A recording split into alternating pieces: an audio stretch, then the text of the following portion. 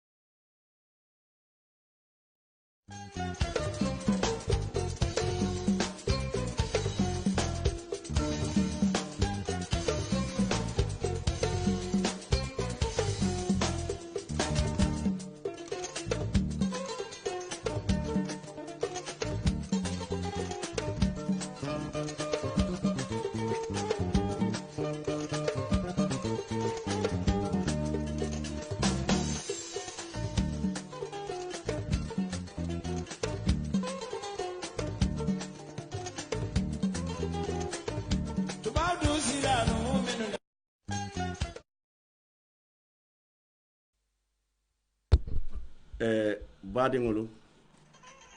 baadi lamoy laalu aniŋ baadiŋ jiibeer laalu moo be daawoda kabiriŋ gambiya fo gambiya ye banta la ŋaalu mume la bee kontoŋaalu toolu la anaali jamundaŋ senuŋolu misilimeya kontondiroo la neemoo aniŋ kiisoo baali ye kontondiroo ko la baadiŋolu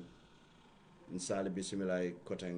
nañiŋ arjuma programme to nka fo miŋ ye kaabee fo kaabee fo duŋ minnu ye a loŋ ko wolu le buloo baa koto sponsor la karoo la wolu le mu supersonics money transfer supersonic money transfer itolu baalu ye Angleterre bari i baalu ye duniyaa fannaa bee la anduŋ fanaŋ Gambia jaŋ i baalu ye fannaa bee le la itolu la dookuwo mu miŋ ti wo le mu kodi kiyoo kodi faliŋo aniŋ fanaŋ ka ali la kodoolu manankuŋolu ye bari niŋ naata jibe ñiŋ money transfer jamaa bi je i buka accountoo yele itolu faŋo la dulaatu bari i la dookuwolu ka miŋ ke miŋ ti wo le mu kodi kiyoo ti aniŋ ka accountoo yele moolu ye bari supersonics money transfer niŋ i taata fo i ye a je ko i la kuwo de banque mee kuŋo muta walla almaŋ sartoolu bee soto miŋ sa saabu na ali sita banque anduŋ kafoolu le be ali bulu ali sita no supersonic money transfer le banko karoo bee la ali ye accountoo yele je anduŋ fanaŋ ye moolu soto moolu minnu ye a loŋ ko i be ali yaamari la moolu minnu ye a loŋ ko i be ali yaamari la ali be ali la kodoo kela ñaamiŋ butuŋ bii duŋ itelu le fanaŋ buloo be ñiŋ programme o koto ali naata teeri kanuntee loŋ paamuudu boojaŋ ntele be siiriŋ ali ye microphone to ñiŋ temboo la butuŋ saa nte feŋo feŋ kela doroŋ fo ka ali bee bisimilayi ka fo ale ko ali bisimilayi ali la programme to ka bee fo miŋ ye a loŋ ka kana ale miŋ be keeriŋ television to aniŋ suu radio 99.9 baadiŋolu bii mbe kaabee fo kela ñaamiŋ wo loŋ ñiŋ ti ko ŋa loŋ ne ko mbe sunkaroo le kono bayiriŋ niŋ naata jiibe nko miŋ be keeriŋ aniŋ kaabee fo yo sunkaroo kono duŋ feŋ jamaa le bi je minnu ye a loŋ ko i ñanta kaccaa la minnu ye a loŋ ko i maŋ ke politikoo ti miŋ ye a loŋ ko a maŋ ke na siiñaalu fanaŋ ti bari na diinoolu wo fanaŋ kummayaata le pour ñiŋ kamma la ka diina duŋ keelu ka wolu fanaŋ taa ke daabula na ñiŋ programme kono bayiri niŋ naata jiibe Gambia niŋ ye a tara keme loŋ ye ñiŋ ne banke ko 19 ni luuloo bee mu misilimoo le ti walla niŋ 19 ni luuloo bee mu misilimoo ti walla faŋ niŋ 19 mu misilimoo le ti a be kummaaya la baake le ka moolu kumandi jaŋ moolu minnu ye a loŋ ko ye misilimeyaa loŋ isaje ko nse nyinin ka kuwo dolu la kuwol min ye lon ko wolle mun na sula kuwoti misilimeya kono isaje ko nse alon be wol kela ñaami bari ni nataji be misilimeya is a way of life balu ñalem so walla ni be wo kono ngalon ne wato dola nin na adolu kabenne wato dola nin kujama kabenne mi yalon ko tumo do lombaliyato nka misilimeya nasi bari atelo mukute mi yalon ko sinin somo atelo mun nafa ramata so wala ya sabu bide na programme be minil yalon ko be wolle sambala nan wollo mum moluti min yalon ko be bola rawada tol majalis kafo mi yalon ka lota kaje ko moru bungolu anin kundalu ida mals be kela no nyaadi le kaje ko ka karandiroke bari ka karandiro nin kuluro sambanyola bayrin karan kensa ngoni wo sotota kuluro ta kono kaje ko wo karan kana ke fenneti mi yalon ko abuka karan nafa makoy sako karan nafa nan bina min ru karandila karan min man karan na makoy wo bina min karandila ate wo fana makoy la so wala ya sabu bi ngara wadatul majalis samanan bi arjumadon wala ning ala sonda fanan be fero be kala le supreme islamic council pour que tel fanan sambanan anin dina bungo dolo pour nyin kamala a betra na programme kono kacha na dino la barbadi ngol jandi be dunna o kono drong a breaking news soto jang mi alon ko politiko la fannalati bayde go mu kibaro lati wo breaking news wala nyinti ko bi yemo jamale ares nyin tembola musol nin kelu min ya lon ko wolle fintita katela balambaya tandi coalition la mitindula dami ya lon ko toluko e lafita baro kana tambe ala sanji sabola ay min fo moli ka folle operation 3 years jotna yo tata karama be wo coalition mitindula nyin kamala kela balambaya tandi polisol nati nyapite kay ares bari fananga min moy wala nyente ko ye pamito nyin apply le bar polisol man pamito di la folo polisol ye nyine foko be pamito di le la tenel lungole yo bi arjumo itol fintita so ila muta kungo keta minti wala nyente ko fintita silo le kanka balambaya ke aya tara man pamito soto polisol bulu wala mu kibaro te ngamin soto jam folo na kibar talalu be janjande jele kairaba kata fo kanifin police station oto nyin kamala ka kuwol be tobe nyoka isaje ko sinin so mon salon munekata yo wo kibar kilgon to fanan wo tenen tambilale ya mo le coalition o meeting kele meeting o mi yalon ko iko de sayende be d'accord la nyinela pour president Barrow se continuer kala sanji lulo ke comme banko la sarta kan ya fanya même banko la constitution not yo kambenta wala bari wo kambendula political party do bije mi alon ko wala mu United Democratic Party ti wonata finti o kambendula to kaje ko itel lafita minna wo manke kato ko to la kumandiro kata minti follow to wala mu nyenti ko kambenta nun kayto minna ka fo president nyanta sanje sabada mala kelaje andate lola kate fay kota ngola UDP ko se wo kayto sambana tumala minne ma signé isi a signé isaje ko ni a signé foi pareta ni bina falindir kele sina o falindiro ke wala kete la meeting followed yo inata ben ko tenen lungola inata tara ko kayto nyi man signé yo UDP molu nata ila balangolo ndi wo kankata ndiko wo kayto nyanta signé la le jannim fengo fembe kachala wo kayto man na signé say da mal nata fo ko to d'accord tale pour président mo sanji lulu keje bari fabe lo rakate fayla fate lo rakate fayla e mo bule da kacal kono kibarol to wonnata UDP la delegate sol bi yalon ko wolle be mitindula nyinto wonnata kamfa faya sabu fintita itata yo ko bile be benna non pour ka ko nyin kumfa bari fanay da wo bengoto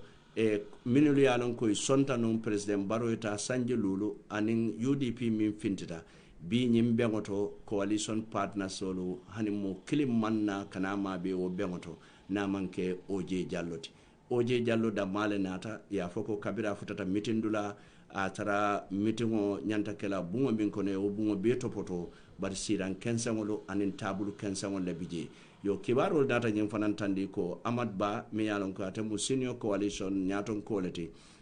ate fanan nata press conference o commande dula dole to dami yalon ko o press conference o be kala wato minna wonin coalition of fanan na meeting o bebe keka nyanta kala o wati kilongole so nyinketa jahali kuti tumalami na bile nyanta benna bari bi imam ben bari man dalila fanan fo dalilo mini ya sabu imanna bari oje Umar Jallo woda male nata kabirin journalist ya fero ke pour ina ate diamu Omar Jallo manna son kadiamu bada nyimfo ko coalition la nyaton ko be manna wala be batulale ase nyinen ka mimbe bulu nin ay wolon fo kaban wokola asida diamu buton baade ngolo jinna mu kibarol ti ngamin sutale kabe fo kono baade ka datinen kibarola buton sayente fengo fenkela dron na sitana kankula sutun kono nim bota woto dron nin rawdatul majalis la mol sina nganda bula kachato kachami yalon ko abekela dino ana konoto dialte anin taranya wala ngatanu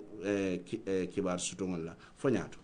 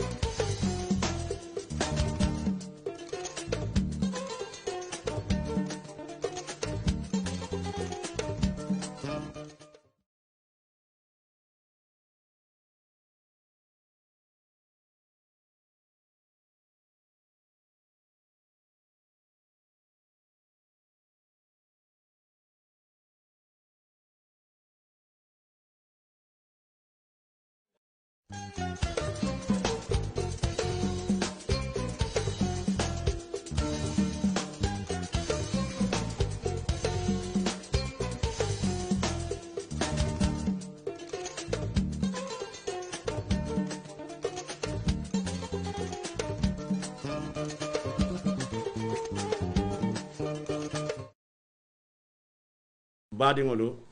a fele muruntale nan koteŋ tumala min na introduction o ke anin fanan na kibaro dodu fanan diya lawo dulato sayin te feŋo feŋ kela doro atolu min ye lon ko ali be jiibero la atolu be njelale bari min ye lon ko be lamoyro la itolu be moylal doron nin moolu min bija walla mu sheehol te min ye lon ko e bota nan rawdatul majalis mba falale ko assalamu alaikum wa alaikum assalam wa rahmatullahi ta'ala wa barakatuh bismillah mol dal tatol jelale bare be min kala nsa to al fang budu al fang ya fo mole al ete mujumata nate mujumati den sinanga dum programme kono alhamdulillah rabbil alamin wassalam ala rasulillah ngalatin subhanahu wa ta'ala ka salikila ma alayhi salatu wassalam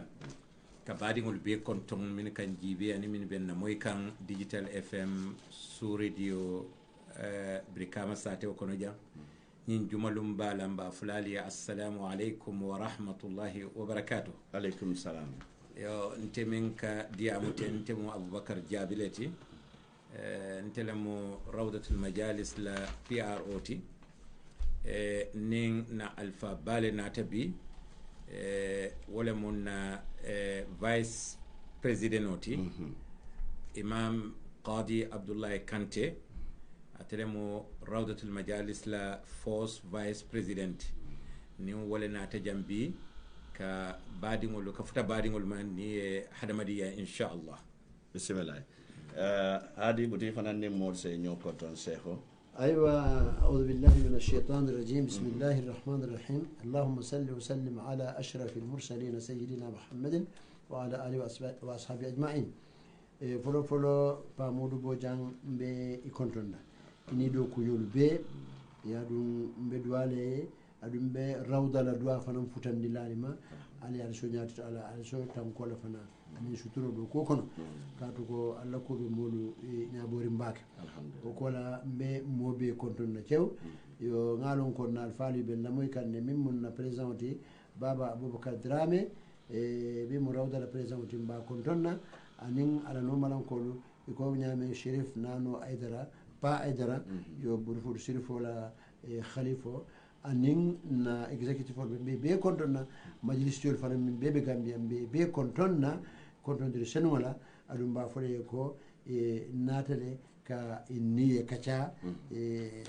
alhamdulillah rabbil alamin bismillah abaraka bake butum baadi ngolon telle ngo moy nyola Abubakar jaabi ben fejanne anin hadi kadi kante min yalon ko tolle bota rawdatul majalis PRO anin vice president ni wol nata dawda woli kafoñin woli jose jan wala sayin be min kala don se dundu programme ko se follow PRO la bayre ngata do mu banque lati mol ka mole rawdatul majalis ko kafole lota bari nga Supreme Islamic Council soto nun jande mi yalon ko atemu national kafole te mi yalon ko atele ka islamu la ko jibe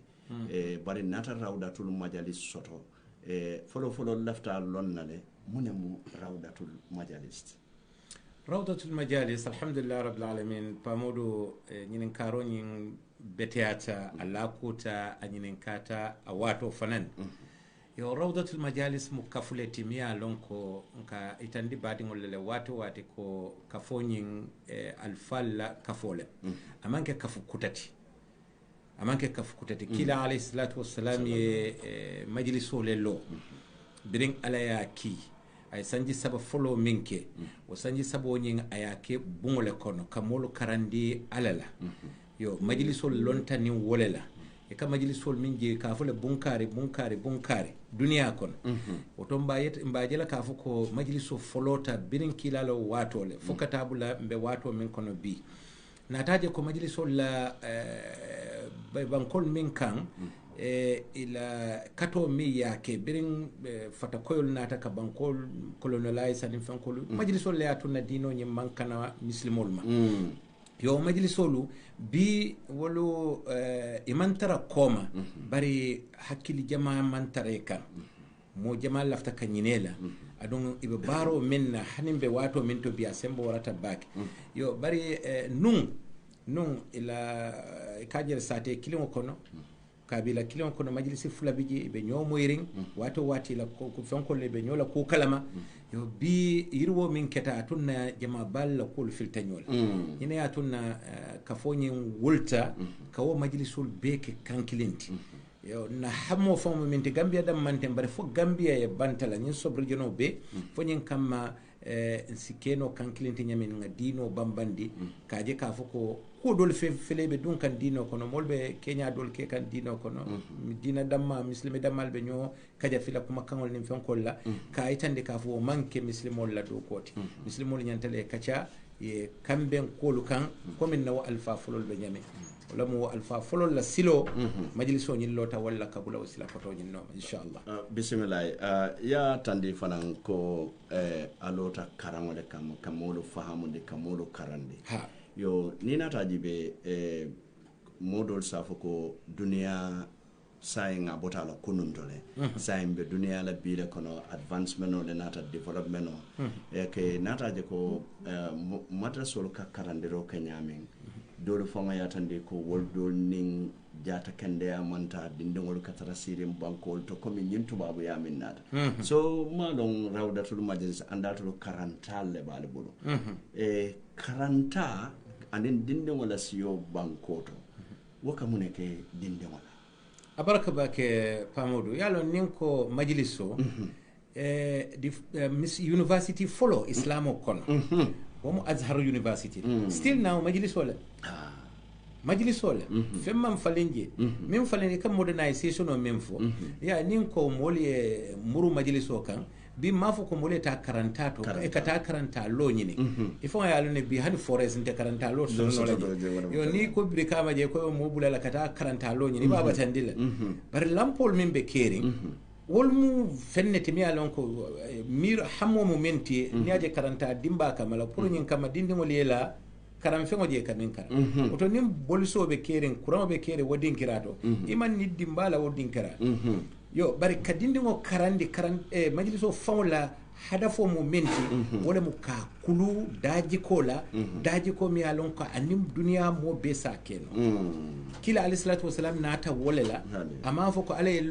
londi bala la ko ala yen daji konde ayen kulu nyaani nyande so nim mo kulu nyaani nyata doron anim mo ba keno la o te baje la ka fo ko manke ko men laftale mo le ta si bankoto ko e kata karanta karamol madrasol be kere min alon ko bi ta kan ni majlisol taran silol tuma do ba fula ko Gambia jasi ke modole ku kutoti bare nin tata tuba mu majlisi bungoleti university bole local tiwa won mu majlisi bungoleti fenko be bulle grade 12 be bulle fomin siyata woti bay nyasi ya kawla the same thing yil be mu majlisi bungoleti yo dunga Azhar University men foye majlisola wala mtonya sai mboto ngata vice president woni ya minkata kante bismillah coming ngata nyin kamen misal fe barin critical siata bi mi ya sabu ngal commande jam wala mo se fengo fen sataranye kumpoto rawda la koto pour ka wol be bondi yo dolu ko Supreme Islamic Council bijede okay rawda fanan nata lafta lon nale anin Supreme Islamic Council alka do ko kenyadi le pour nyin kamala al bebe do ko kino wala pour muslim modi alkla do ko be nyaadi le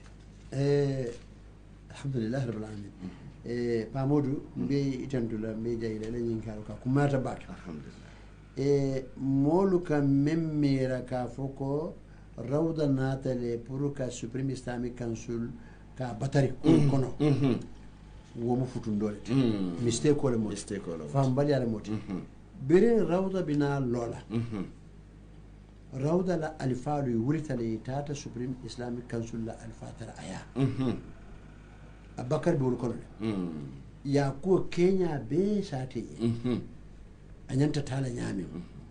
aya ko tarhib ma'anaha welcome alhala lam yalon ko anyanyata baki oto kalam tarobe jede yo adu namanan futara oto kono ba fale ko comme molu mindu camera phone to duna telefoka Supreme Islamic Council against wo mu fahamuru baliyade Supreme Islamic Council ni rawda ka fu ba fulale min ya lonko i beesi do ko keno ala la kunku batole foni nyo kamalini bare nyona sindirtiye akamuntale ko nde ka misalo di watu akamuntale ko nya doktoro ani nyin doktoro min ka dentiso ani min ya lonko ka optical ki nyado kula ni nyado kula ko nyindo kula ko tebe menna wotu je ye ka funte manga do koke ni jato sañi hada mano jato ni ni problème soto dum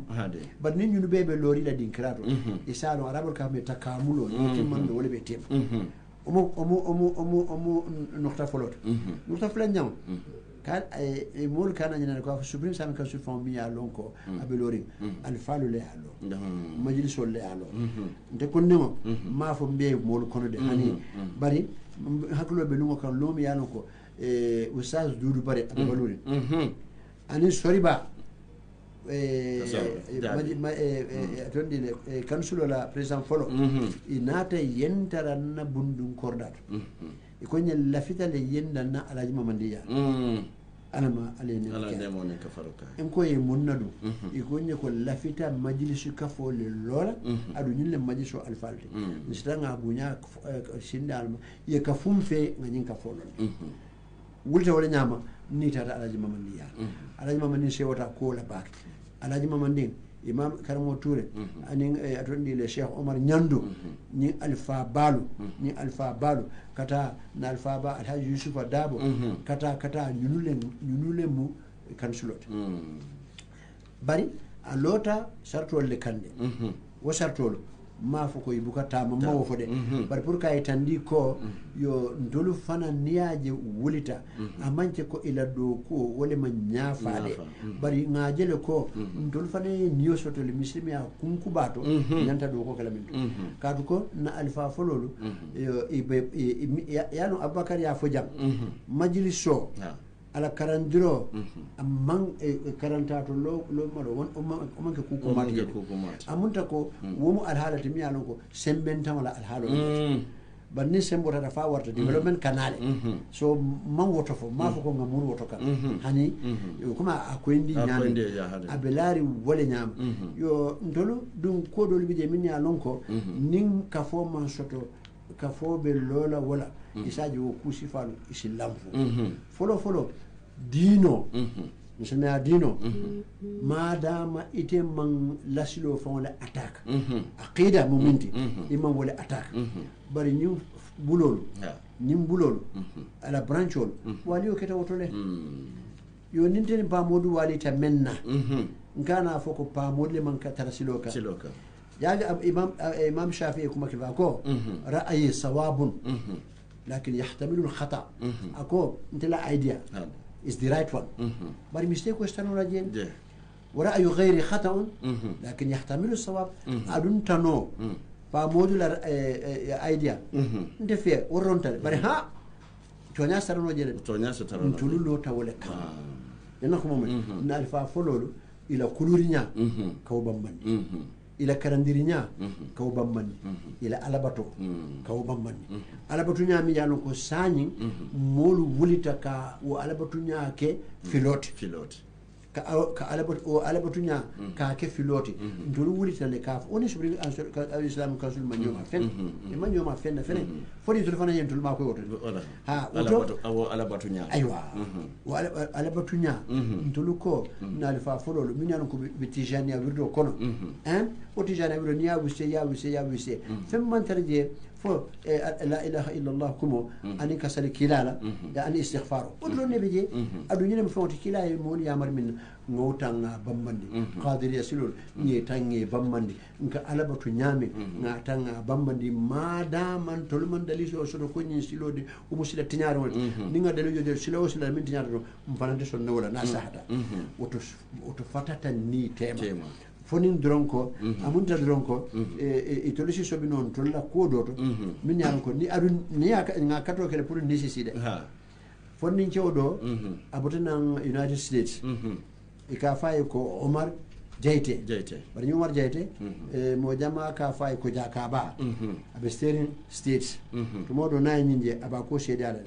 anata ko ni ko munani Supreme Islamic Council fo problème ba dum ka problème tije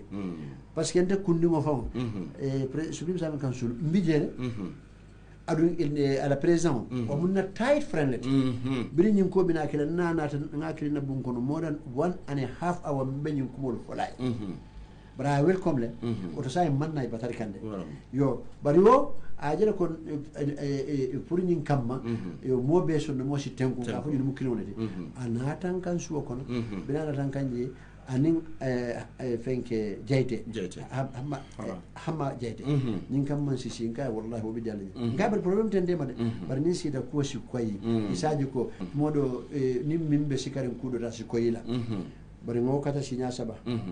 ma soto noila abakara sata fama sa o kola yo alfa ba do fana yakata pour si sinyo kam parce que mon la ko mo siyata bari amma ma sotoyla bari ma sotoyla to ngani ne muto ko to kuten ni tema kadu ni wonte mo kende ami bol kon ila mo kende abe nyame ni ku ben ni tema non dennu ibe wullale comme yo alquran wa fanka fi nyame innama almu'minuna ikhwa fa aslihu bayna akhawaykum dennu ibe wullale bari comme kutije defe to le wala mutaje adun to fana wol ben tele bulu kuten tema minnu ya lon ko ay ka fa ngamra jo fam badi alam mi wala fono bismillah kununna karandirobe nyamin sobitala bi fanan karandirobe nyamin sobitala yo ila miroto munum fatam fansoti kunum karandiro anim bi bojang mo safu fan ko sanyin nam ko riwata ba on tekatara nabu ko no de yo nga haditho ta wollo ton salo fo nya haditho fo hadith lamfuri namba fo hadith to nyaani namba fo kuma kamo dammal ma manke haditho yo atoni technology o sonya ndinye oto yo kunum karandiro karandiri saharimba bari tentendiro min ka ke bi kunum wosilolu man sotono bari kunum alifano e man fili adu silatiri ni wala be don bari sanyim kumme sawlu siyata enako mojede mo ko dol bije min ya non ko e ke fankeli koytul mu ahlu sunnati ayatara ko be jama dolle ko ma minu ke pusi ka ideology do dundi dino kono men si muslimi abatandi Salman Rushdie la alhalo mobe yaje janni yaje ladi wo molle kata imarilu kom wala mol batandi sanyi isi molu je janne e dina mo balle muzahiroto ayatara molle be koma minu ya non ko kere ko be walla pour kam musulma ya ka poshin bari na kunun karandiro wotije kunun alfa la karandiro wotije bari bi karandiro dolube je ma fa bede bar dolube je wo kusi fa do dunta jele fonyin kam hanin na alfa kendo la taran sila kendo ya bele ke silati nyaaru ila alfa kendo mi ya non ko ay alabatu ay alabatu fa ala satu bi dinni meron kalu aka fa ko lube dimbare dindi dalde to kunun karandiro kasite oto bismillah illa fa nala je fa bare ni nata je be jeyte jabi alqur'ano nga nyina lon ko alqur'ano adoron non bukote mi yalon ko anene man tampa ani doto nene man lafaje andum fennene man talaje andum alqur'ano man jibi ajita wati jannela yo nakebado min yalon ko tambita non ibe yakare nyin alqur'ano la andon kaje fana nin molu benta na tosani dulalto wate ni duwa ni salita dore safari na sale kilama sallallahu alaihi wasallam yo barsain eka dun jami'o dolu kono mi yalon ko wol dolu buka keje eko bidalo wala ni ko salamu alaikum bulu di teddera don di ko salamu alaikum don comme tubabu dube nyami eko salamu alaikum mobe ni mboro ye finti banta mobe be korontoren dino dun nyanta ni nyandela le bang fo nyanta kelale like skeleton ninko salamu alaikum be ngambori nyo mutatije kutije enta alama salla folante duwal kala na finti wonyam abaraka bake pamodu yeda men nyinen ka kumayata ani bota men nyinen kala shaqadi buli sutiya bata nyola yo yalon ni ajibe bake nunto alfal ye kitabo domandinne soto amansiya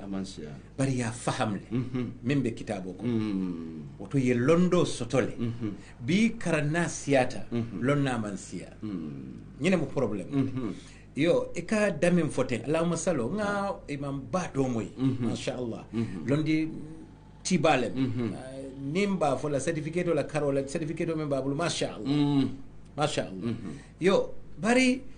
ikala masalo min futa akola masalo kake salo le kon salo kon wala yatunna wona nyongolo ni mol pareta salo la dron ikawuli kata ako tahiya min kake salo kono ikasali kilama wo salo kono wodamma wasatati ya fambake ndeka wo fomole to dron ka vole ko to ngamira hadisa do bi jire min ya lon ko mariya muta ko man saha walla kanyina hadiso nyinela ya fambake kila alayhi salatu wassalam saibol ya nyinen kale birin ala ko ngasali kila sallallahu alaihi wa sallam ikay ngalo ne be konton na nyami yalon tahiya ko ne kafula assalamu alayka ayyuha nabi wa rahmatullahi wa barakatuh yalon mu konton dirole ikay ngalo ne be konton na nyami bari say be salle ma nyaadi ولا تناكوي ألا فاللهم صل على محمد وعلى آل محمد كما صليت على إبراهيم وعلى آل إبراهيم فو بندولا يفهم باكن نيمو اللهم صل عليه اللهم صل سيغا دول فنان بيجي فورنيا دو فنان بيجي منو مانكوات sani nite ko moliye ko wotahiya kono ni wotahiya sala masaloke wakanyant kila la hadisa do bija ko ni salta masinya kilin ala ka salima le sinyata ako ni salta masinya tan ala ka salima sinya keme yo ning sani tebe salo kono ila wotahiya wato foisi salino kila maje sinya tamba ni o ke dure ila salo tinyata ka biye fenne nati salo kono mintije woto kila kanyin salo min fo sinya tan walla sinya kemo imma jannim molbe salla walla salo kola wo molu nyanta min kala wala nyanta kila na pareta salo la ka duwarangul le karan ye molu karandi wo duwarangul ni pareta lafta kala masalo ke ite fango ni ye wo ala masalo ke nyin kama ikana fo wo ala masalo bayra ko nin to fota momoron di nyala iman salinte kila ma ite mwariyo mu kutun kannolati ya famba kede woto sanyin ka foko salim ala masalo salo kolante salle kilama ike fam forindi barajol la min inyanta kala wallan safu no fam ibe kila e konti o kutun kandol min kono safu no mari mu mari betalla wala kono ha woton ti amira ka foko karango bijele bare londo le be desare nawo alfa folo le londo le soto ni aje sayem be diamuka ba fula imam maliko shafi'i ko abu hanifa ko hanbali ko wol mun nun to molle adu wol man university certificate soto ye majliso e 40 wala to yela londo soto wo majliso le o be kafringo bi nin ite mariela doctor degree so ini mobe nyon sabala ibita wo kebal wo keba wa alfa follow law kitabol le to ibole kelera ila argument round ibole kelera reference oti oto ngalon ka foko londo abe kerin ne birin kila la watu sallallahu alaihi wasallam fokatabula bila yo ka fodron 40 nga certificate bale soto wo may tande koy mun lonnati de yo min karan inyanta wala emphasize la yo nyanta wala yitande la ya implement mol ya lon ka foko imari 40 bismillah anim fanan ni rawda jibe mori bumole lon mini ya lon ko mori bumbal lon duwani ni dulal lon mori se wuliyata duwani non la dulal min boko sirif kundaño do dulal min boko madina suwane ñolo dulal min boko dula kotengol yo dol safo ko mbe ka nyanta ala yale be ngambulo day nga ala dana manjare ngam modo ke selen dawati ning ala tema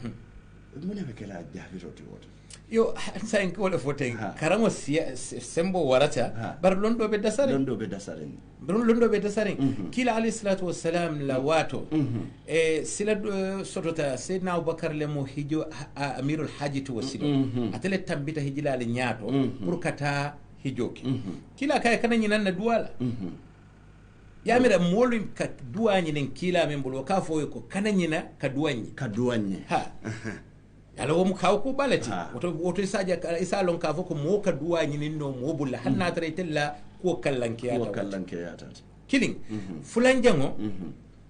kila alayhi salatu wasalam jannabe belela ako saybo le ko abe kela wato min na wato malo barna keta e ka fo kedo yo Uwais al-Qarni akoy ko ning miyaji al kono ale duwa nyinin ngabul nka kila la wato le foye minu ka duwanyi ngo bay kila la wato kila la kanyim fo ala saiboli adu ngalon ne ka fo nimbe woliya fo la kila kola ba fo la sayyidina abubakar lo woli folot sayyidina umar bo noma usman bo noma ali bo noma bar kila ko wolle ko na wola wato momoron di yewaje ye duwanyi nga wotata ke sayyidina umar la khalifa ya wa Sena Omar ni hijilal nata ka finti ber kila describe la kabe bolana Yemen ma fan ni wo Yemen groupe nata dra ka finti la ka te mit akay nyinen ka fo ko muna Uwais bal kono le ba yajele e ka fa hani fo silo min Uwais tarate ka fo nyin ko Uwais ni nata pamodu biri futata e Uwais tu ila nyonko ngol le kunna pour que kanta because imang importance diala Sena Umar nata ko yamanin kole akoy ko muna Uwais bal kono le ba ikaye ha ke do ben kono je ka fo Uwais akoy min qarn ikaye akoy bota qarn le ikaye ha ko bi ka abota bir kamale ikaye ha akoy ale ikaye hayna na bagasol kunto je Sena Umar tamata singol la fa futata Uwais aya konton bira konta pareta kay ko telem Uwais al-Qarni ta kay ha akay bala fulo ne ke muta kay ha akende ata fo kodo dalasi kilingol la nyara wala tute bala jato bala kay ha aya bulolo aya kay duwanyi Uwais kay ko itemmi mo kila itemmi ye kila kafunyoya ye kila je inin kila sumunta ina ye domoro ke miran kilimo kon ibi telebe kila la khalifo itele mo khalifo te kila la plasoto je ikafunte duway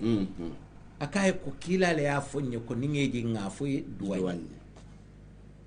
yajele Uwais duwa taye aniyo torata katun atebe kullo min kono Seydina Umar fila waja Seydina Umar kay bari lafta lonnele mune nyim plaso dila akaye plaso mi adina malo bari ku kilin den si wo foye nte mbama le bembulu mbama akebata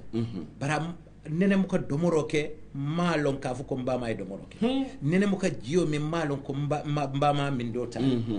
ya fam bakale nga topoto le nyanta ka topoto nya nga mira fo na kita woti ajibe wala wo ba topoto le atun na kila ko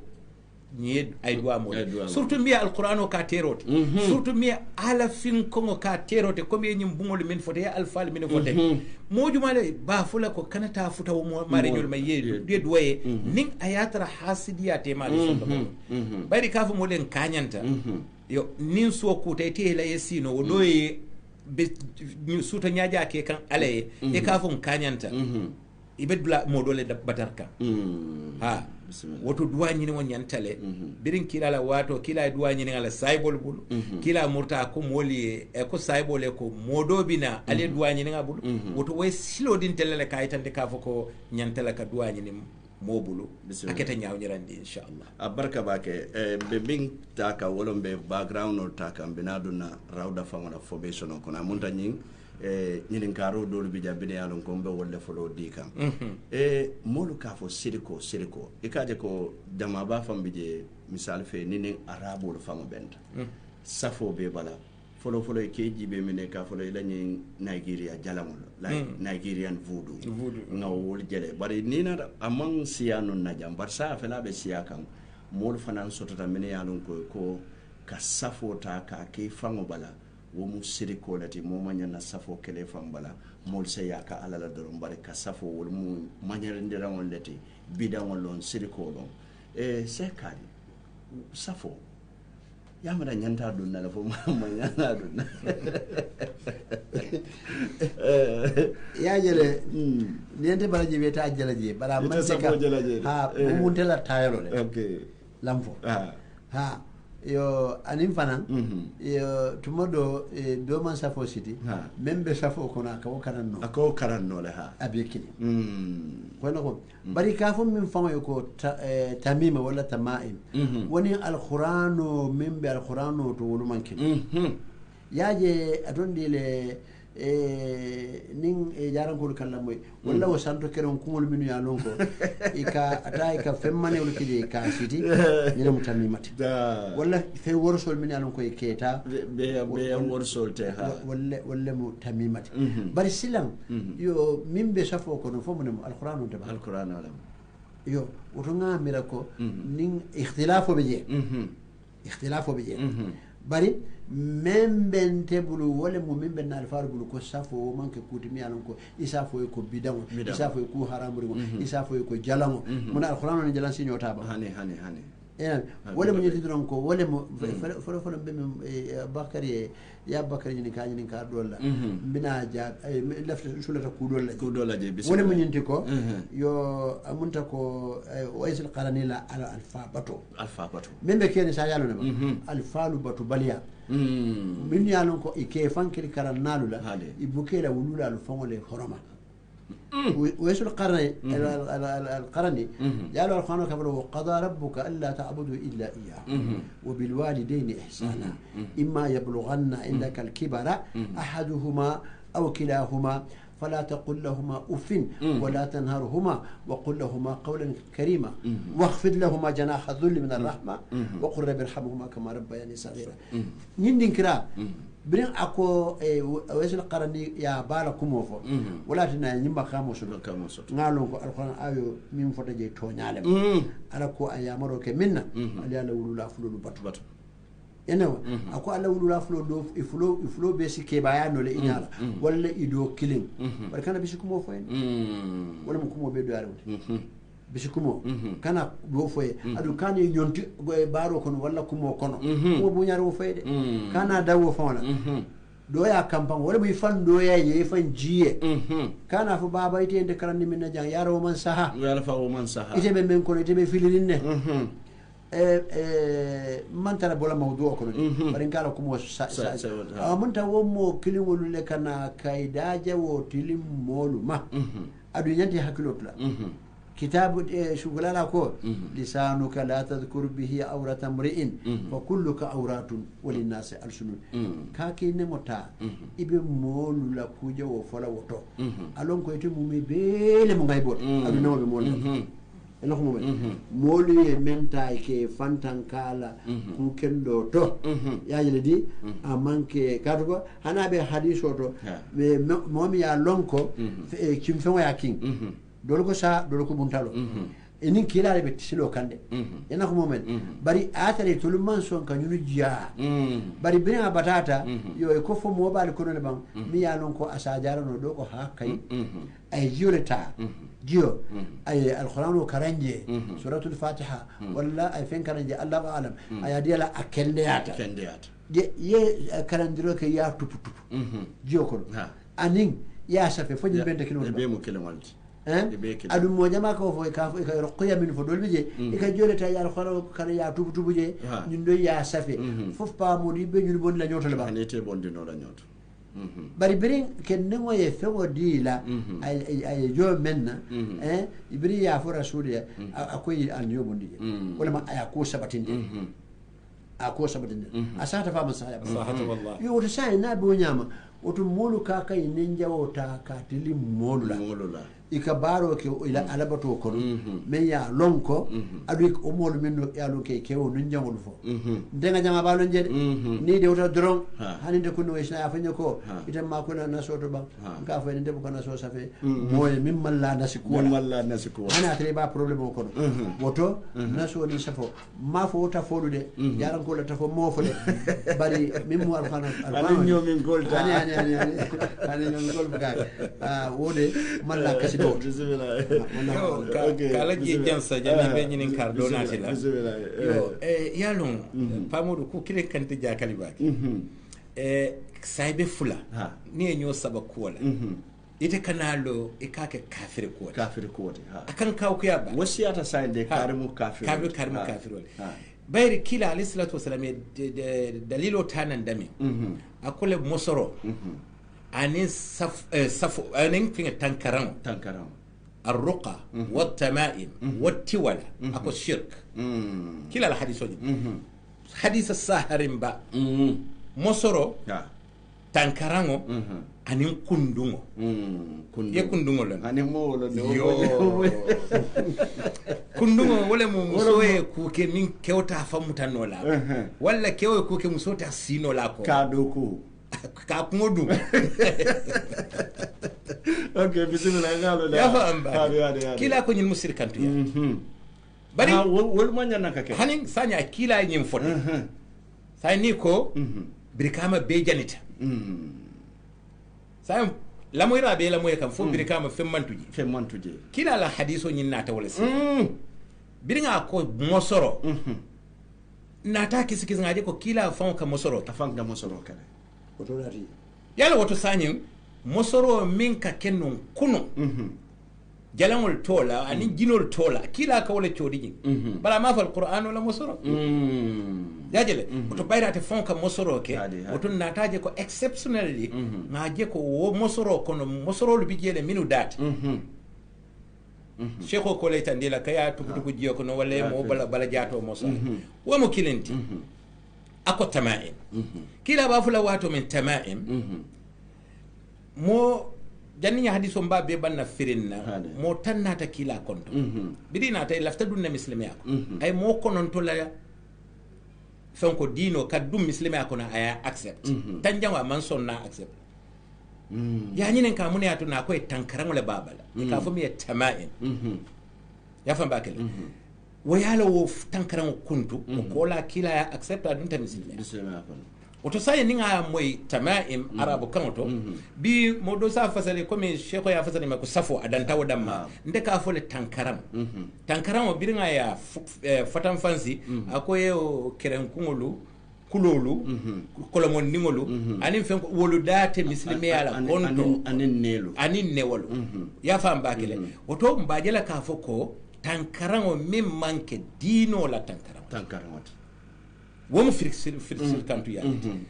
kundungo wala mo nyente ka mo dabar ya atasino la afaya ne noma wonyo sabate wa sani nganyim faham kila la sahibolu afamu la no monyo mimo umina aishati ako ya alqur'ano kulolu ta ya safi ya di ya de mobala alqur'ano dorom ako kasiti kila la duwara o min akake yo duwara o nyenta ya safe ya de mobile ako kasiti kila la sahibe do bi ka fa Abdullah ibn Mas'ud ako kaburi sirkantu yala kaburi nyina ka ko nanyi safo nyi wala nen fen ko nyi wala en tanka kaburi wala woto nga betuje sai mo fulare diamu ta minin nin kila sita ya famba ke ite ba fulala ko nte takela bar ni wodo min kake bari aya sujuta molla kuma kama ni te ko mari kafiriyata foy ka fo ko ni aje mo bala min al sitri min bala nabe nyaato salindiro le ebo akko murki be katana bale fuja bari ka saybe dole soso mi e kilaje sallallahu alaihi wasallam adu mari te diya mula annidiya ya famba ke wala tunen na kango fon kono manden ka kango ni aje de ko tankaramo ni ko safo musafe fenneti mune ka kulo mi ka sidi bale ka safe hani wo buka safe woto ni ko safo wona tan na muslimi ala kono e ka min safe wala mutonyati wala yatunna ko tankaramo nin ko safo doron ba ya lonna ko muslimi wol tale wote wodata ya famba ke tafo mu ka safe ñin tuputubol mi ka ke la julol ni fenkol bala mu ka safe woto alquran kulo ko safe ka dem mo bala kasi wo kasite ya fam ba ke naso mo arabo kamate ko nas wala ma alquran kulo yota ya safe wala ya fo ya tuputu mi wala ya mo e ko wala e ko nas wo mo arabo kam fonte mo may yela man na kamot amon dan to nga ole laaje wala nas mo arabo kam nas mo arabo bi o de wo kata ñol londo le abudum bade wala altel jibe la da de la mo la nga kilo bulande ko Supersonics money transfer wolle bulobe dañin programme kono ntelebe sidin jang pamudu bojang yo dura do fanan bije bari ni nataji be misilmeya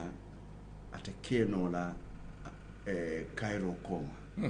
bari ni aje be sidin jang Cairo lem ni aje kata jamengol tombe ala masalo kala be salo kala nyasuma ya kona be mo Cairo let yo Cairo dum ate mo mente wolo moli dia nga nyola ko muta nyofe yo bari nga kudo fananje Gambia jamme yalo ko laftal nyene kala fanana wolom nyente ko dinol damalu tema bari ndol muslimolu lata nyina ko dino mi yalo ko wolom sahayata wolom islam dinoti andun tolbe woleka bari wonya ala la jongol bi jele min yalo ko e mantra islamo kono bari ibe christian dino kono dole bije wol koy to mo amadiya let dole bije wol mo nyin don net yo nata je moy banke la kawandi lalo iko wati sotota eno ayo jita kila Muhammad sallallahu alaihi wasallam ka fay ko ila dino tamandi yebula ila dino tamandi sai rawda mala to la position o be nyaadile especially min sonko warta jam anen amadiya alla relationship o be nyaadile shaqadi minaje kono fanondila yo yalon muslimiya e koma e damen foye dino e damen landi sharia mo alqur'ano e min landi ni moyo so drom muslimo yo consider ka fa ko nyim bota islamo kono ya famba kila la watu sallallahu alaihi wasallam mo sotota e ka fo mi e musailima atebota najidle ay kila kibaro moy aka sonta kila la kilariala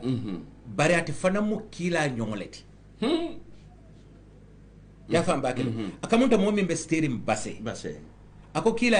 ye ki ko mon ko lekan yende fanan ki basen ko luka birin kibaro fota kila ma kila ko ala atola ko musailima faniya fola يفهم باك مسلمة الكذاب يفهم باك أترته ونياما أي فانسو مولو موبيلايز بس سيدنا أبو بكر لواتو لا كول كابي ورلا سيدنا أبو بكر كلا كفو دا كما يتاتا كلن فويافا يفهم باك القرآن يا كويندي ملكو النبي مكوتنتي جيفو محمد صلى الله عليه وسلم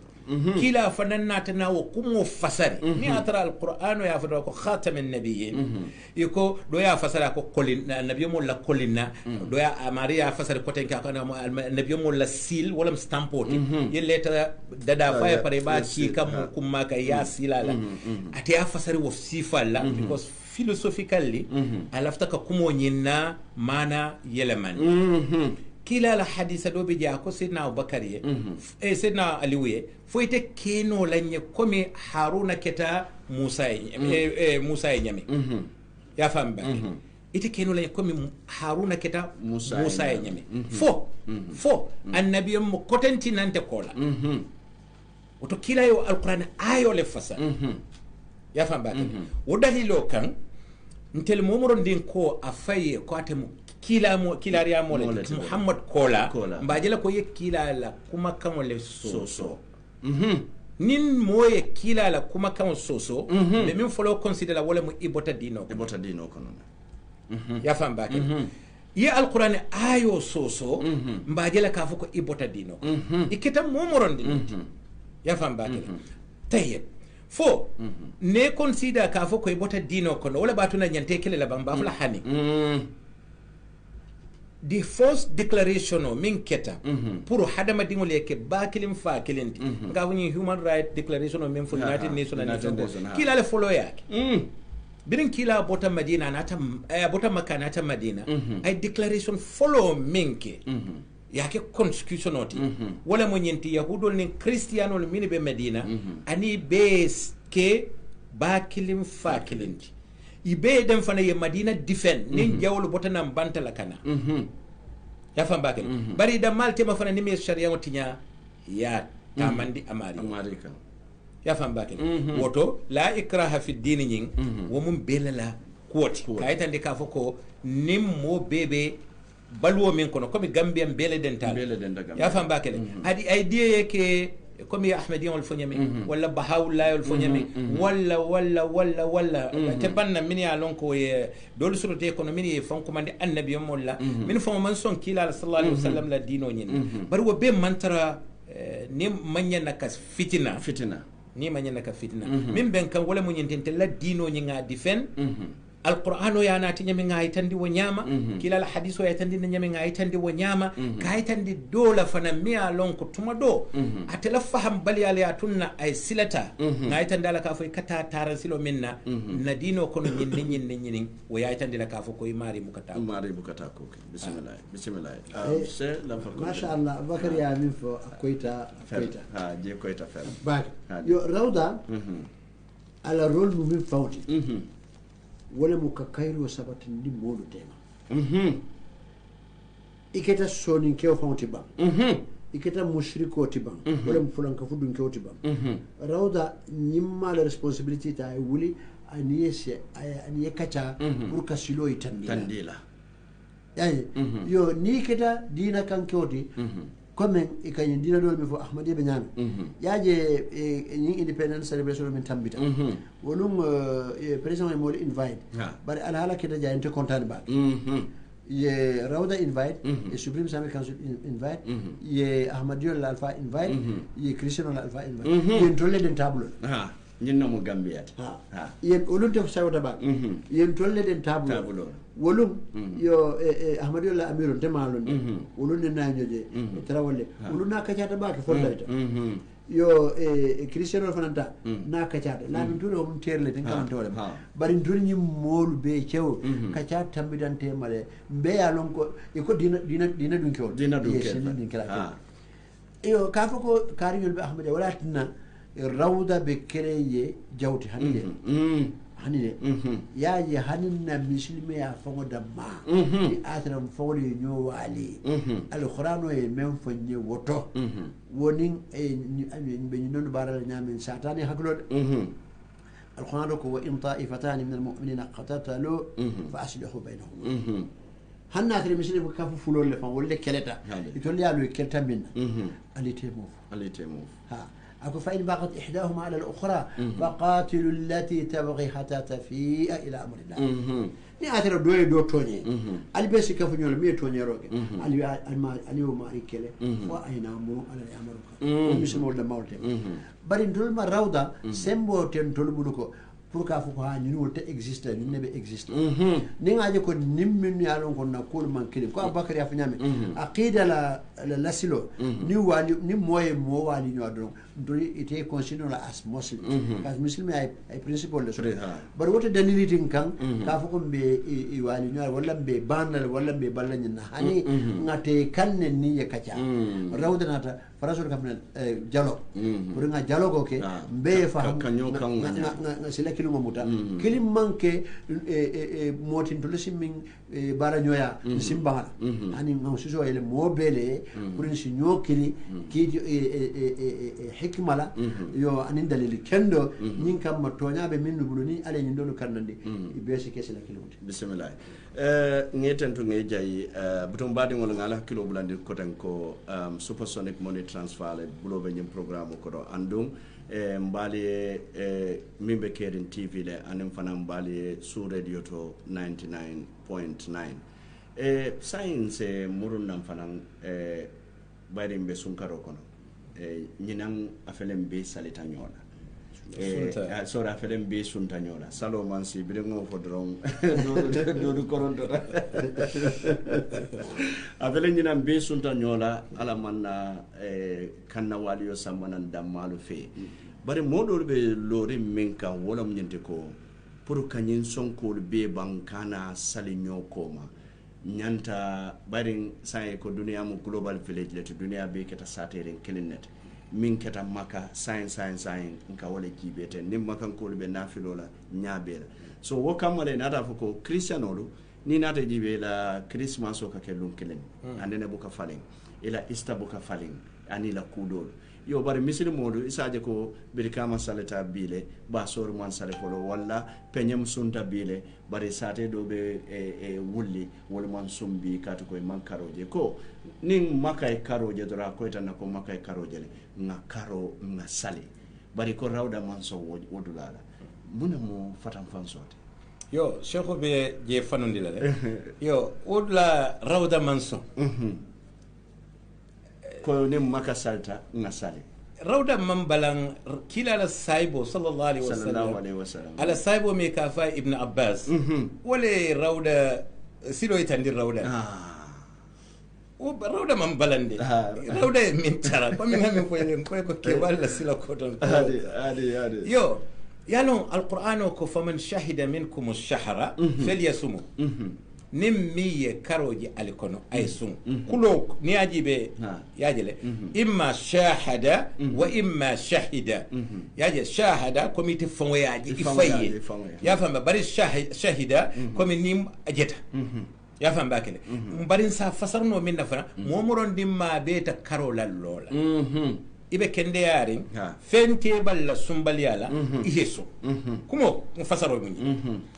kila na ta fonya ko ali sun karola jewola ali yemin karola jewola amma fa alla jero akole karola je yalo sani a generalize ayo ya generalize nyindo fana ya generalize ya fam akoni ndula nyim fi kuntalima ali ya kontitili tansabo nin ko dan tanjine to coco be siala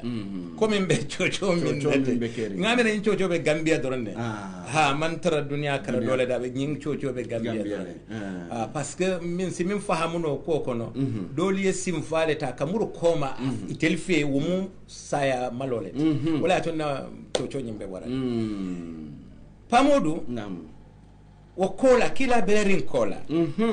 kewdo so tata ka fa kurayb nyim kurayb ala mari musole yaki shame banko akamunta nimu ye moki mali abote jatata bamako nka misalo ha pour ninko sham jama batalo na shame bedami wala mo syria bedami syria ya famba ke aya ki wala to atata je hajola sunkaro lota anyalaji bari sunkaro be lola atra wo shame je Damascus khalifo muslimo la amiro be woleto abe sabatirin jele karo jeta je jumo suto jumo santo felo ye karoji amiro fongo yaji khalifo fongo ye karoji ani muslime kotam sibitilungo i sunta ate kewo ñim fanan sunta ay karoje la a sunta jannin karobe fala a murta madina biratata madina kila duwata saibo miye londola biringa abama utuma man kebaya sai na umar ka katande ala kafo kono pour nyen kama ni londi ko nata ay anyinen kasif kumol fay e ka fo miye ibn abbas abdullah ibn abbas woni kewo nyimbe kacala pamod akaye shamen ko le karoje wati jumala kayo yaje jumalungole sibitilungo isunta ibn abbas kaye kon teliaje sibitole dimason sunta ha ila moy janna pamodo ako ibn abbas ye je khalifo min be marade misimolu bela wo sunta jumalu ay karoje nde karoje mole karoje ini wo sunta sibitilum je ite ni la molu sunta jang dimasi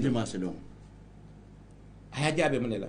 akaye ha kila kole ko nga sun karola jewla ngamen karola jew ndele karoje sibitole dimason sunta adumbe sunna le fonga karoje ni wonte nga kamalindi tilitan sabo akaye kila ye ya marala tenne so ni modo nata ko ni womanyen na kila wanyama oto sanyi ikaye tandi ibn abbas la iman kila la kumo moy ntele ya moy kasiyete ntete hani law fa ntete hani law kili fulanje ngol lonnal nata sile ya kacha duniya kon comme kanyen globalization no min fote nin ku kilimbe america fenke america wala be saudi arabia duniya be alon ka fo nyene be dolu ko ha oto sani nim banku kiliye karoje duniya be si son no alale because global village do kay hani morke ba 8 hours be banko dol nin dol tem sani nin 8 hours ko mi ya lon ko ka karoje juna woli karoje nyin do min ya lon ko ka je lately wol mambo ku kala ma fufa no keta woliya so wol be sunno la nin nyin do ba asa kolya yajile ko no problème o bi jadun dino man na difficulty ya understand wol dolu fanan ko woto tundolu min ka karoje nyola like Gambia Senegal Mali Burkina Faso Côte d'Ivoire Guinée Conakry Mauritania ñil be ka karoji be time killing wala iko woto wotundo molu ni e karoje wol be si nim banko kile karoje wol kono wol be si sunno nyola ya fam bakale dol nata fu pour nga simplify as far as kila ma fo nye sate banku kar la karjewo fo a konyele ko naali karoje banku la karjewo fawo ye wasa ñin tri proposition leke pamodo sa ñin tri proposal ni Gambian ko le baji be la mune Gambian ko lu nafa the majority of Gambian Muslims ye mune muta ya fam bakale so e ka fo bina ko rawda kon kanake rawda e ñintri proposal le ke kayto bala ka almamo lu benyoya sero ke ñinen ka ñintri proposal atelier jibe ko mune betiata Gambia muslimo yemune fo e ko banku la jero ñaato nin sa expand tundoñi la jero aya tunno rawda lawo simfa serum Casamas Tamba Oriental Mali Guinée Conakry ni moli e ñomo moyno jela fo mbe sun tañola ni wol ya fam bakale woto ngamira ko ñine mu kambe ngola taran siloti banko mo bari kuma sutuma Cheikh Obina je tandile la ngamira ko kambe baliya ka fuko Saudiya e karoje mo kilinta fole ko hadisa be kering wala lonnal fon kambe tanyi na ka fuko Arabie Saoudite la karije o muslimo le fula wono ite o jela hani lonnal fon la agreement ko Saudi Arabia fon ko balangale nyen na ka fuko itelbe depend la molle la jero la wala molle depend itel la jero kam bismillah Cheikh bismillah aywa ko Cheikh Bakary kumo banne ay min fo mo wolbe sahri yo just logically ndela fita molle daminje wala mo nyinti ko Senegal mi yalon ko nibe nyobal dobe je ka salle fo sinya saba yana ko jelde bari itolla wo ikhtilafo wala kambe wo sabati ndijele ene kama kanne moy jeba hani ma kam ko katara yo ndolu jam yo atondi la fokete ni nako molu be sali wa yesu wati dora bari mam mol consulte adu mendu ka ko molu fo karanal muti nyame mendu be wulo ko non mo o karanal karana bamandi ba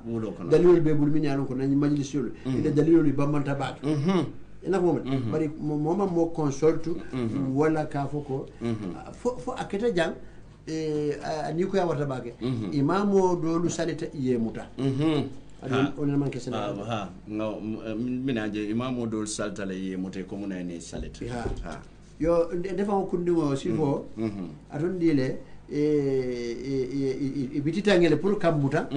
bari aton dile ifanan salta hani aton dile mi atana make nga dalilo bondi kila la saybe don la koto ha Ammar bin Yasir e kafirul ne ya mutale ya gosi ya tilimbaliya ya tilimbay kay Muhammad kuma jawo fama amman so bari biringa balo ta da fa balo mano do ay kuma jawo fama biringa ta ta kila ma jibina be kumbola kay munema aka yem forcé ko kuma jawo foy birin jato mano nga kuma jawo foy aka be kuma jawo folam mo wato mina athare sonno mo nakota be nyaadi aka wato lillate la wato beti aka ko fa in adu fa'ud ni murunte ka yenyin ko lay kam ifane yemuri ye kuma jawo fo ma biri ngaje ko nye ko ha be bitin ni ashano le yalfana muta on ko bituwo o do sai mo kijo kam ali kullu bay malal jaram ya mena nyomin ko mo kullu bay yo sila ni ko mi yalo ko asi kambe ngo sambana kufula ñin dong atul ko wole be tata bismillah be san yoro ku ñima ba bar ni wole be wali yo sambala ha muna fa wala karje wala nin satol min yemur wala karje adu ñimbe sahdale ñimmu kure ka be mas'alatu ikhtilaf mu amte ikhtilaf wala kede je dron yemi ngom mutamona adalilo ya bondi dole bulu arsira ninyi don wasiati na ngawali asati ni almamu dolu muta ante watu ko sanya alhamdulillah muna sanyi mi watu minana alfalu yo ika karo jibe nyame ika sali nyame ka sun nyame kairo mi be keri munante murlaw kamba nyini ati na rawda ko oto gambia jang na karoje kato jamano ne te diara fo gambia ye karoje saudiya maje iko gambia ko le karoje la me sunna muna sigero ba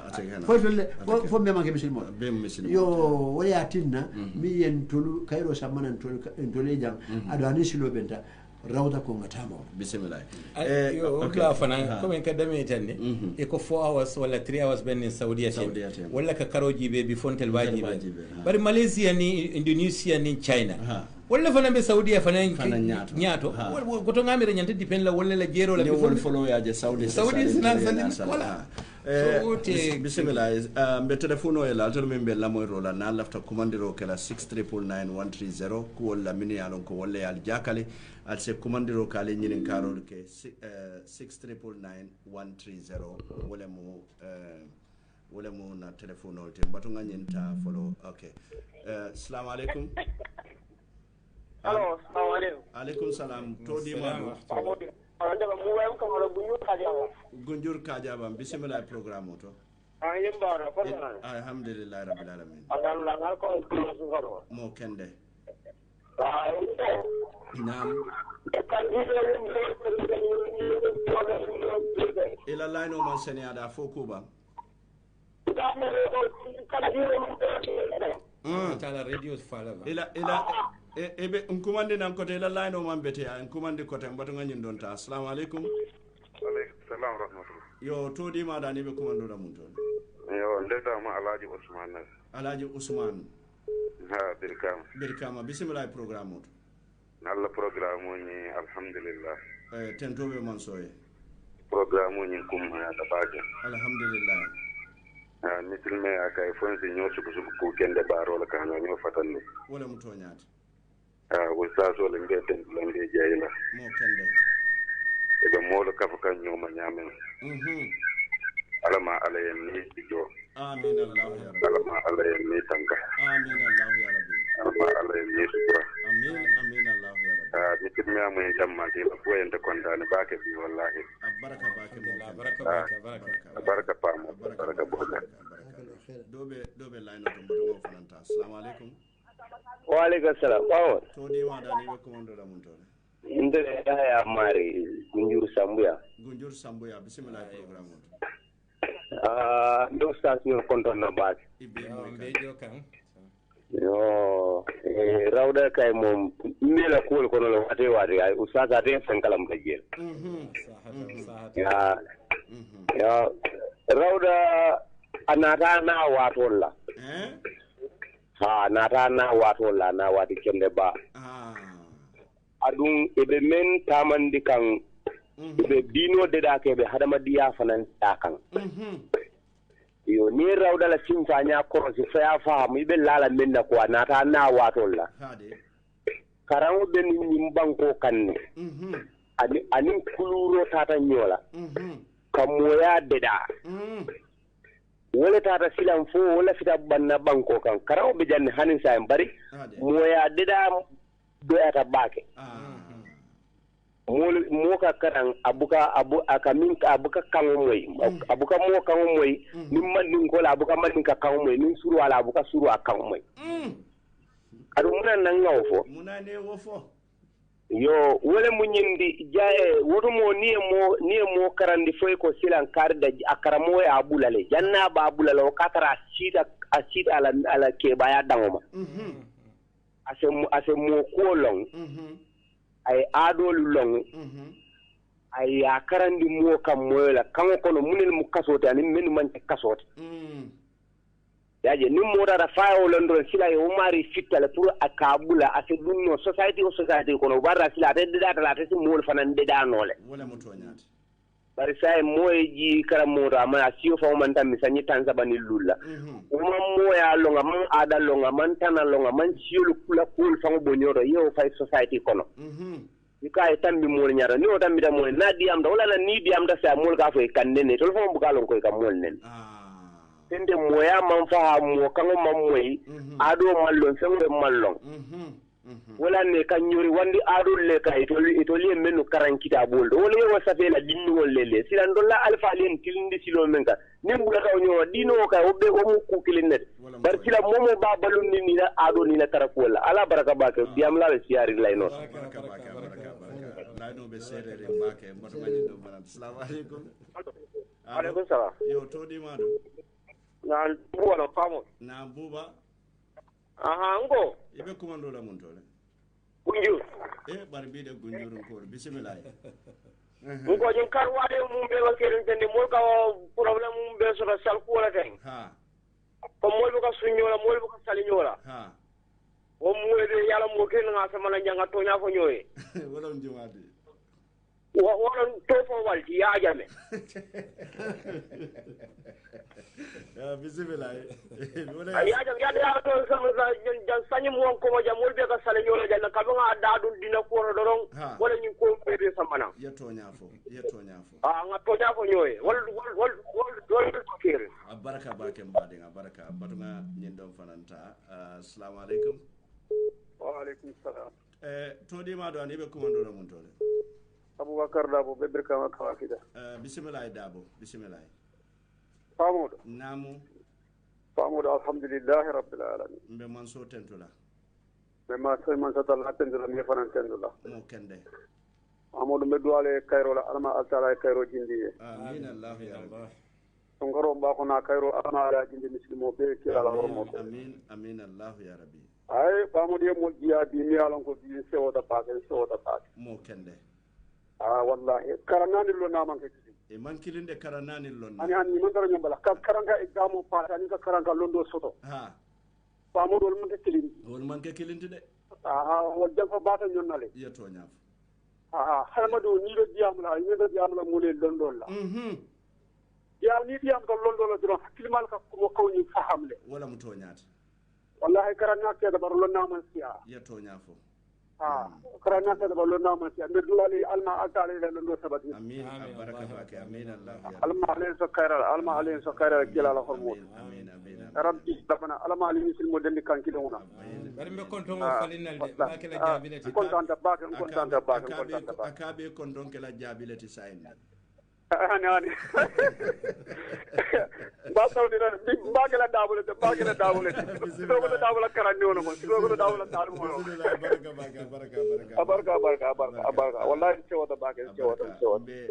mbato nga diaspora line o fanan jibe ngamre te fanan dafta diamula yo assalamu alaikum yo fota wala hansa do atul min yalon kalbe diaspora na laftan kumalla wato min tuta jaman siya 00220268885 mbatonga nin don jibe assalamu alaikum wa alaikum salam Pamodu namu Pamodu ngi konton Ibrahima Sedika ñomu berende bismillah programme to Sedika ngi konton ngaduwe fanan amin radio nyen altala se so nyaato ta balaje amin allah ya rabbi ko sabe do ko min na banko nyin kan data fonola alhamdulillah benin kala foka duwa ke rek alma duwa jabila o ko la nganna alfal kon don se kande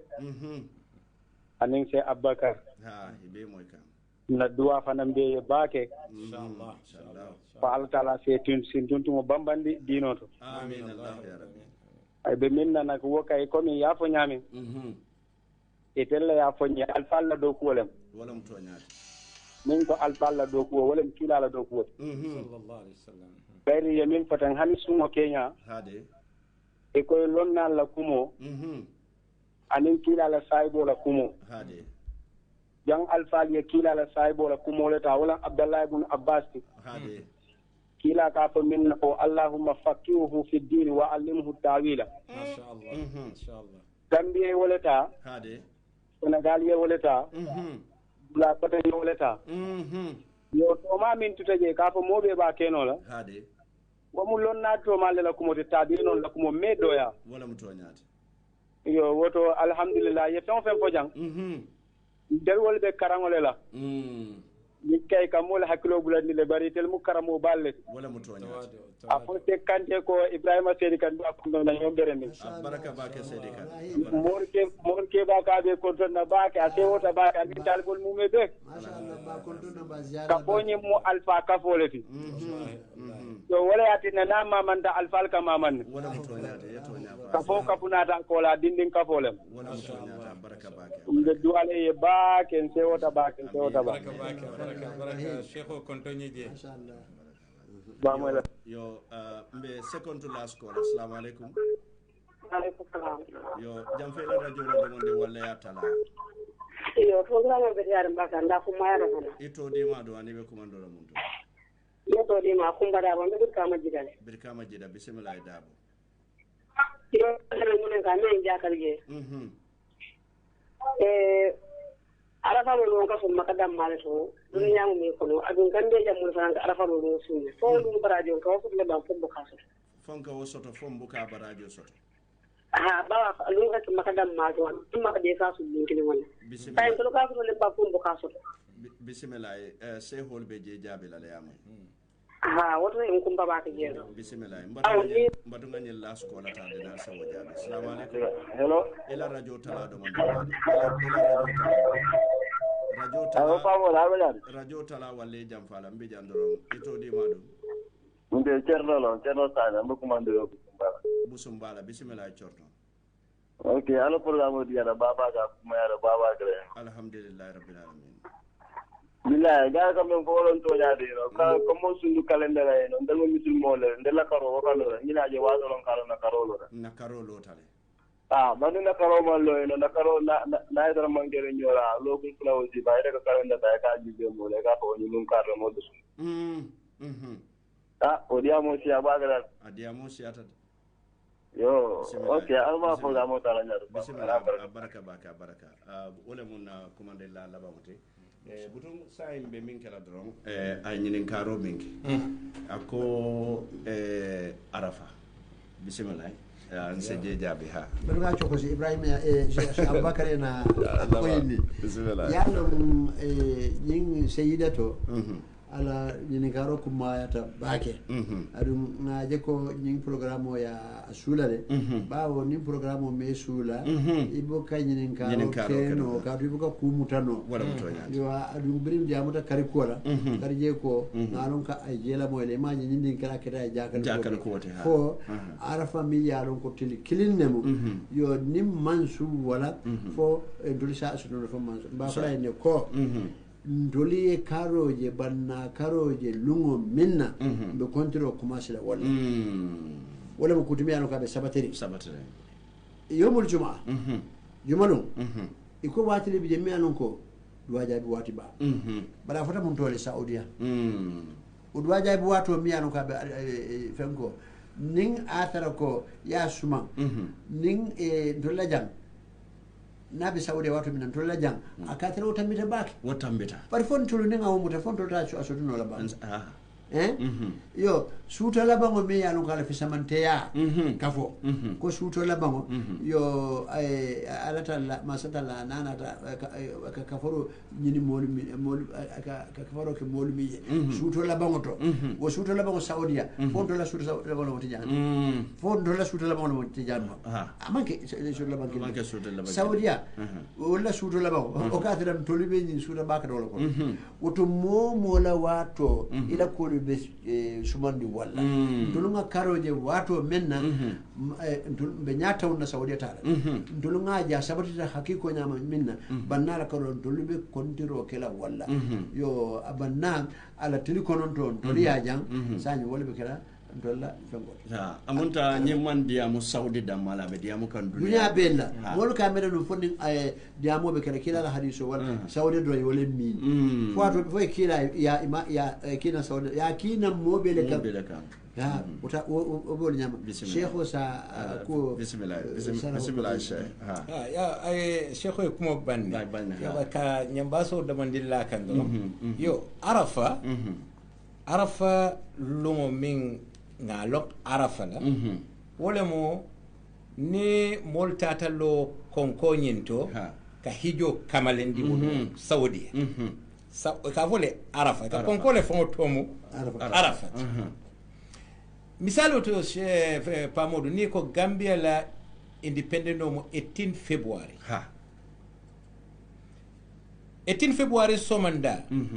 president o e molo kafundi nyoma Makati Square American ko nyanda findila wato la pour que 18 February celebrate honey because wato tiji je muna na wato tiji be nyonya to aba wala tan nyim fanam be same we am say 18 celebrate jana nyindone 18 ke exactly fo la nyoko exactly nyim mak hijo kono nyilla te 9 days o mu nyillo ntella 9 days o nyanta wala sunna so ni te konte ko hani nyindolla 9 days o kayente me ate kayente tela 8 days o ko hani nyinna 9 days o bayro wala 9 days o nyin sunna so ibe batandila because the time killing o kon bismillah wala na jeri nyal ko monsieur ko men fo la jeri nyal te killing hade bara sataram be nga lungo sotole ala be sulare monela wongan newo min yo sungo wala mto abe sulare min wala mto nyaar bismillah badi ngol wato fela abanta fereng bare jannimbe sarodi la lafta ka nyinin kar keline fay rawdan kolu kan wolom nyindi ko jumala mu rawda dimoti ani be kala rawda dimoti nyaadi yo shekho raisun ma sha Allah wolom na mama la rawda dim folo mi je pa model remaro bo application no bam fo membership card le soto la bam fo ate is open by da fere misal fe Supreme Islamic Council nyemu just an example lati carte fayo kake banin carte fayo kata mini manka dingote bayni bebe Supreme Islamic Council kono da be mu misiri mo ba ni manka dingoti hani keta almamoti buka carte fayo no pour ka tombondiro so nyine asabu pour yetara Supreme Islamic Council fo ke membati yo la fo wala do na for rawda ibe kala membalete bam wala opunda mo bede ando Supreme Islamic Council fanan danda Gambia bari rawda nga moy ko alka Casamance contact alka Guinea Bissau contact alka Mauritanie contact fatol alla frontiero man dan Gambia da malbe Gambia fana e bandala la nda nyine dom nyine garol de ne wol seniata nga da solo me Cheikh Bina bari yedula ma tengay ay hakkilo yelel wala mo nyente ko Supreme Islamic Council ma to fono folo eko ibe kela membalati pour yeda bula carte kanyaton ko tombo nte ya miran non Supreme Islamic Council Gambia muslimo be sonte manson iba koto le ha nte wala miran bari yenyi men fonyete ning ayatra membership wala bije comme rawda be nyamin woto Supreme Islamic Council man Gambia be represent membership le bije because ne akilo ba kan carte fay kamila melaf la nyina la say ni invite ya clarify bismillah because ni kon ni misal fe kam min dite comme Gambia kana ku fulal misali bari ko UDP NCP PPP ani nyim parti kote iko UDP mu Gambia belera patiti so mota da bondino la UDP ya famba kele oto mo man right to yetara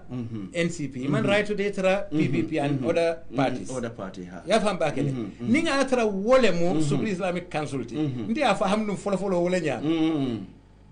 ñine ato na ngam fan consider as member of Supreme Islamic Council but ni ayatara membership kato le kataje oto nde manke member rawda de woye membership kato le so ya famba kele bari rawda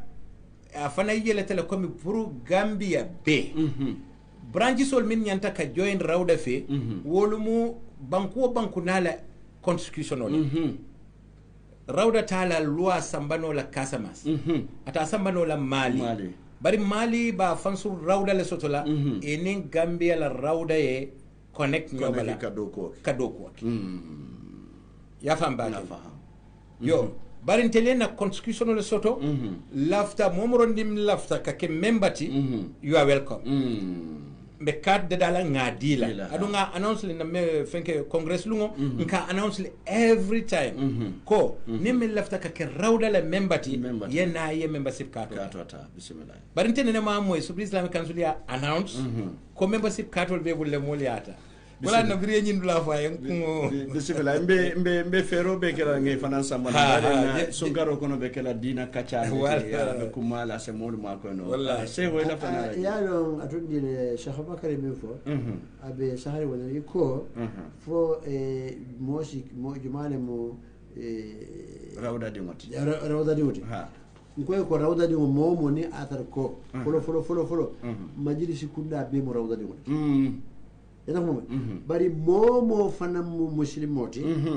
adum alifalla tarambulo fanam ite fanam belari walela rawda di mo yo nga executive o do mo do ko let yo min ya lonko o du katara do ko la wala do ko bawo hani banko fo executive o so yani bari mtolu ngam famu tamende ko Gambian ko beele mo rawde bam amanda Gambia da malade Casamance mi an ko beje ni be nyokam tawol fana mi jeel fo Burkina Faso kew abe rawda be da woda fodi mi makam to ban ya kalamta nyimiro be la ko alfalla tarambulo membe be tara be tilinding mol nyanta woni mutale murwo kan ko mensin na dino tinya ayna alfalu la kukotolu tinya e bulu kukotolu binu be beteyari woto ite mari mo rawda di molet bari ni o kala do mandi kaatu tombi kono to be rawda bul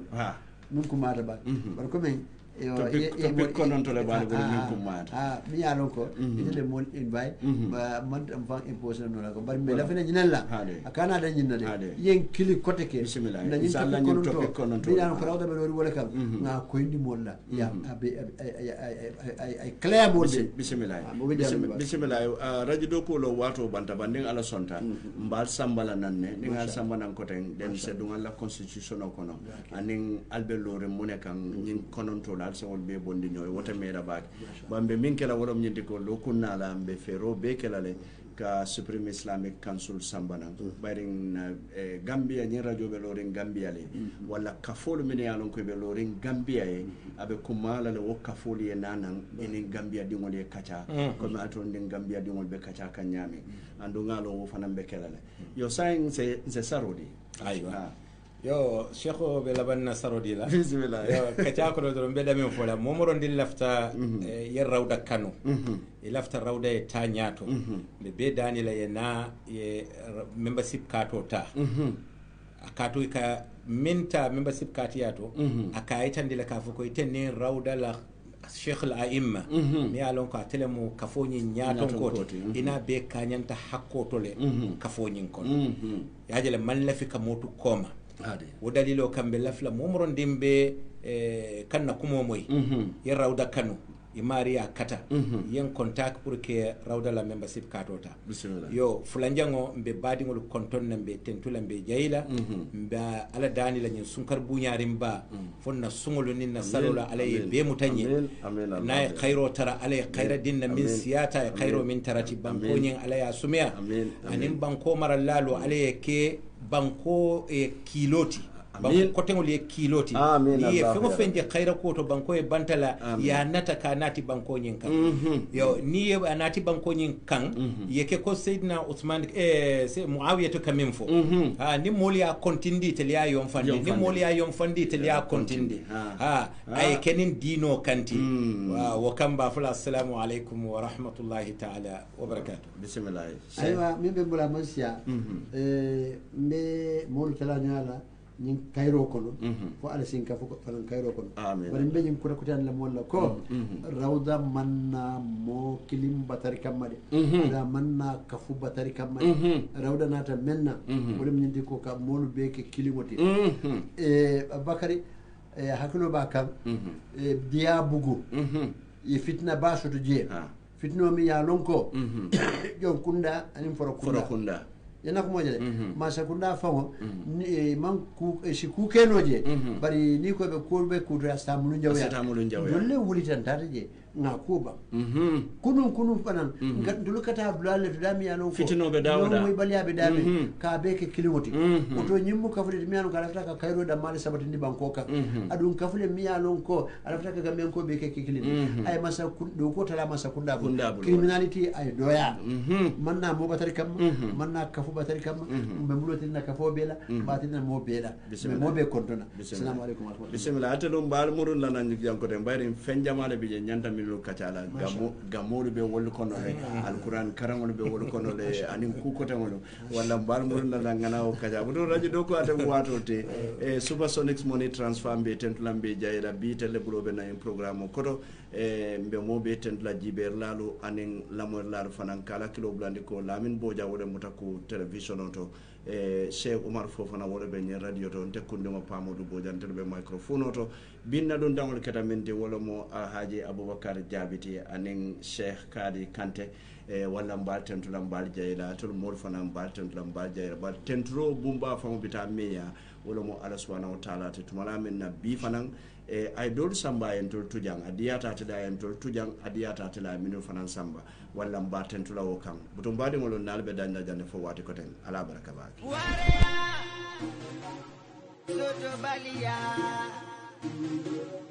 membe kiri nka fola nyama membe kiri nka fola nyama membe kiri nka fola nyama membe kiri nka fola nyama membe kiri nka fola nyama membe kiri nka wala membe kiri nka fola nyama de membe kiri nka fola nyama membe kiri odo dame ale dingo bla ni wanda to bebe sare na wodi ka timo arti do dia mo kan le dara mo sanyi kan le ndu puli ko so dai mo ni ka ko se kala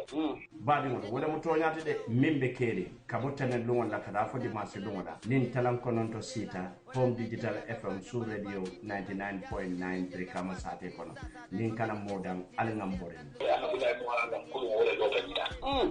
kono ko lumo en samba sanyi saba ko lumo na selle be na ji lalla ko wala mo toñati ibe kuwo kula nin talan konon to sita wularol wo kuwolu tuje ngalla moyno membe keri kata be keri nyamin dorom mba satara wala nyam membe keri nka fo wala nyam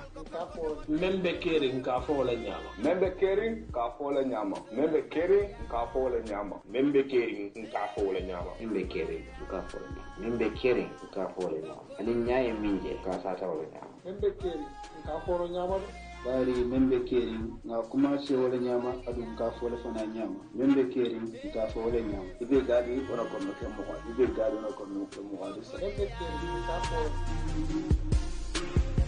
salary man fancy dimbali ek tansi hard labor minimum salary wage karfajo man fancy isaje